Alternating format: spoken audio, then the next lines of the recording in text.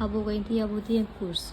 ये भी दवा की एक जामिद शक्ल होती है, ये चपटी होती है और गोल भी होती है। आमतौर पर ये गोल ही होती है। हबूब के मुकाबले में हब के मुकाबले में ये ज़्यादा अरसे तक ज़्यादा मारूफ होती है। मुकाबले में ये ज़्यादा मारूफ होती है। बनाने का तरीका क्या है, ये भी उसी तरह है। इसको पहले सफ़ूफ बना लेते हैं दवा का, फिर उसके बाद उसको ग्रैन्यूल्स बनाते हैं और फिर ग्रैन्यूल्स को कंप्रेस चपटा कर देते हैं। ठीक है। इसमें राब्ते की क्वांटिटी कम इस्तेमाल की जाती है, हब में राब्ते की क्वांटिटी ज़्यादा इस्तेमाल की जाती है। अब हब और उसमें क्या डिफरेंस है, हब में क्या होता है, सफ़ूफ की लुब्दी बनाई जाती है और इसमें कोई लुब्दी नहीं बनाई जाती। उसमें सफ़ूफ की ग्रैन्यूल्स बनाए जाते हैं, उसको प्रेस कर दिए जाते हैं। ये दोनों में एक से ज़्यादा दवाई अज्जा को मिलाकर बनाते हैं। इसमें राब्ते की मिकदार ज़्यादा इस्तेमाल होती है और कुर्स में राब्ते की मिकदार कम इस्तेमाल होती है। अब इसमें जो राब्ते होते हैं वो कौन कौन से होते हैं, निशास्ता गंदम का या मकई का निशास्ता इस्तेमाल किया जाता है। गेहूँ का निशास्ता इस्तेमाल किया जाता है। स्टार्च पानी में डालकर एक लेप बना लिया जाता है। निशास्ता को पानी में डालकर एक लेप बना लिया जाता है, फिर उसमें दवा का सफ़ूफ मिला दिया जाता है। ठीक है। फिर वो ग्रैन्यूल्स के फॉर्म में बना के उसको कंप्रेस कर दिया जाता है मशीन से, फिर टैबलेट्स बन जाती हैं।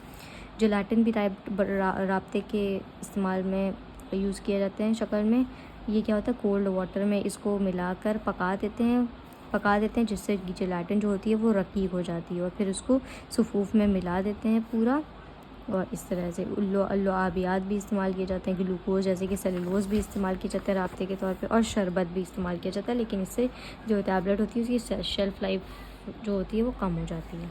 कैप्सूल भी देख लेंगे। कैप्सूल एक खाली खोखा होता है जिसके अंदर दवा भरी जाती है। ये 3 किस्म की होती है, लेकिन इसकी एक ही किस्म बहुत ज़्यादा मशहूर है।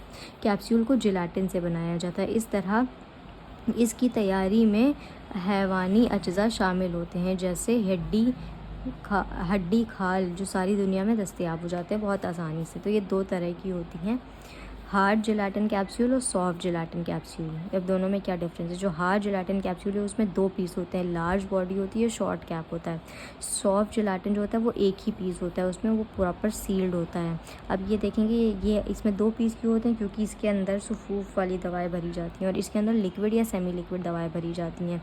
ये जो होता है सिलेंड्रिकल होता है, लंबा लंबा होता है, और ये होता है राउंड होता है, ओवल होता है, या कभी कभी ट्यूब लाइक भी होता है।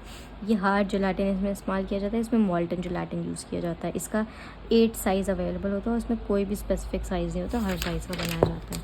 तो यहाँ पे ये एक हार्ड जेलाटिन कैप्सूल है, ये लार्ज बॉडी है और इसका स्मॉल कैप है। यहाँ पे कोई भी एयर वेंटिलेशन नहीं होता और यहाँ पे पूरा इसको सील कर दिया जाता है और यहाँ पे 2 इसके डिम्पल्स होते हैं। कैप्सूल फिलिंग मशीन में क्या क्या होता है, कैप्सूल फिलिंग मशीन के लिए कैप्सूल फिलिंग के लिए ये मशीन मुफीद होती है और हाथ से भरी नहीं जा सकती। इसके 3 स्टेप होते हैं। सबसे पहले जो फॉर्मुलेशन है, जो सफ़ूफ है, जो दवा है उसको तैयार कर लेते हैं, वो फॉर्मुलेशन कर लेते हैं। फिर शेल्स की फिलिंग करते हैं, कैप्सूल की सीलिंग करते हैं, फिर क्लीनिंग और पॉलिशिंग करते हैं, या फिर सबसे पहले रेक्टिफिकेशन करते हैं। सारी कैप्सूल को उसको ऐसे सही तरह से रख देते हैं, उसको रेक्टिफिकेशन बोलते हैं। फिर उन सब की कैप निकाल देते हैं।